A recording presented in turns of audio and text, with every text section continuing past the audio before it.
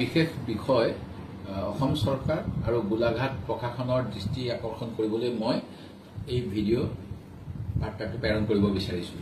যোৱাকালি অসমৰ মুখ্যমন্ত্ৰী ডাঙৰীয়াই গোলাঘাট জিলা কংগ্ৰেছৰ কাৰ্যালয়ৰ সন্মুখেৰে যাওঁতে তেখেতৰ কনভয়ত থকা এখন গাড়ীলৈ এটা সেউজীয়া বটল কোনোবাই দলিয়াই পঠোৱা মই ভিডিঅ'ত দেখা পাইছোঁ।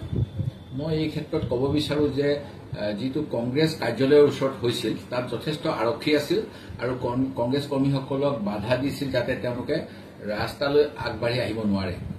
এতিয়া কনভয়ৰ গাড়ীলৈ যিটো দিশৰ পৰা বটলটো দলিওৱা মই ভিডিঅ'ত দেখা পাইছোঁ, তাত দেখা পাইছোঁ যে কংগ্ৰেছ কাৰ্যালয়ত থকা কোনো কংগ্ৰেছ কৰ্মীয়ে সেই বটলটো দলিওৱা নাই।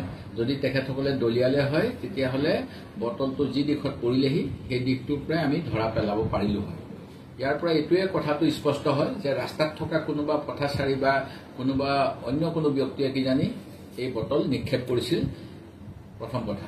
দ্বিতীয় কথা, যোৱাকালি 4জন ব্যক্তিক যুৱ কংগ্ৰেছৰ সভাপতি তাঁতী আৰু আমাৰ প্ৰদেশ যুৱ কংগ্ৰেছৰ সম্পাদক আৰু এগৰাকী আমাৰ যুৱ নেত্ৰীক আৰক্ষী প্ৰশাসনে আটক কৰিলে আৰু খবৰ আহিল যে তেখেতসকলক মুখ্যমন্ত্ৰীৰ গাড়ীলৈ বটল দলিওৱাৰ অপৰাধত আৰক্ষীয়ে আটক কৰিছে।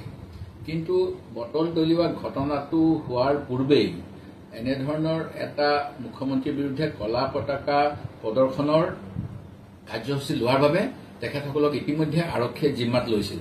সেই গতিকে বটল দলিওৱা ঘটনাটোৰ লগত তেখেতসকল কোনোপধ্যেই জড়িত নহয়।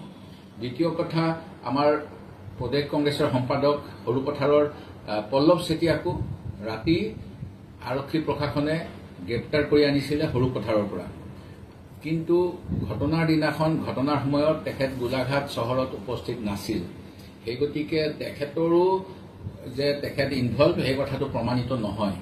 অনুৰূপ ধৰণেৰে অন্য এজন ৰাহুল ফুকন নামৰ যুৱককো আৰক্ষীয়ে বটল দলিওৱাৰ অভিযোগত গ্ৰেপ্তাৰ কৰা বুলি মই খবৰ পাইছোঁ।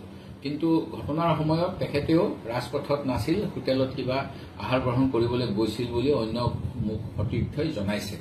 সেয়েহে মই ইচ্ছা কৰোঁ যে পুলিচে যিটো কোৱা হয় উইথ শান্তিং কৰিব নালাগে, তেখেতসকলে ভালকৈ তদন্ত কৰক, দোষীক শাস্তি দিয়ক। এনেকুৱা ঘটনা আমিও দুৰ্ভাগ্যজনক আৰু কেতিয়াও সমৰ্থন নকৰোঁ। সেয়েহে যিসকলে এনেকুৱা কাম কৰিছে তেখেতসকলৰ ওপৰত প্ৰশাসনে ব্যৱস্থা লওক। কিন্তু কংগ্ৰেছৰ নিৰীহ কৰ্মীক এনেকুৱা ঘটনাত সাঙুৰি গোটেই অসমতেই এটা তেখেতসকলৰ ওপৰত বৰ্তমানে যেনেধৰণৰ বিজেপি নেতাসকলৰ ওপৰত বিভিন্ন ধৰণৰ অভিযোগ আহি আছে, এই অভিযোগৰ পৰা হাত সাৰিবলৈ কংগ্ৰেছৰ ওপৰত কোনো এটা দোষ জাপি দি ইছ্যু ডাইভাৰ্ট কৰাৰ ব্যৱস্থা কৰাত প্ৰশাসনে যাতে সহযোগ নকৰে, মোৰ সেই অনুৰোধ। আৰু নিৰপৰাধীসকলক মুকলি কৰি প্ৰকৃত অপৰাধীক গ্ৰেপ্তাৰ কৰি আইনী ব্যৱস্থাৰে যেনেধৰণৰ শাস্তি পাবলৈ যোগ্য তেনেকুৱা শাস্তি দিয়ক, এয়া মোৰ দাবী।